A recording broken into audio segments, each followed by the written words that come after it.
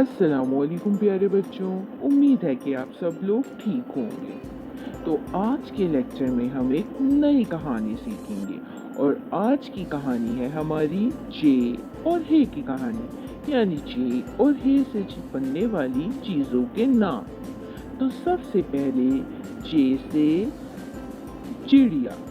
चिड़िया जिसे हम अंग्रेजी में स्पैरो कहते हैं। और बच्चों, हमें चाहिए कि इन चिड़ियों के लिए गर्मियों के अंदर ख़ास तौर पर किसी चीज़ में पानी रखें ताकि वो गर्मी से बच सकें।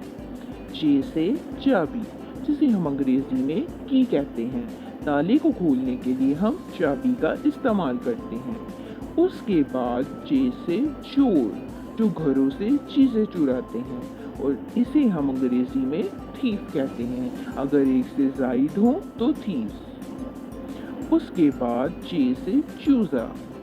चूज़ा यानी कि मुर्गी का छोटा बच्चा, जिसे हम चिक भी कहते हैं। उसके बाद बारी आती है हे की। हे से हुक्का।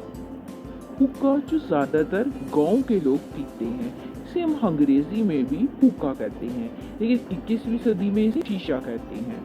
हे से हलवा।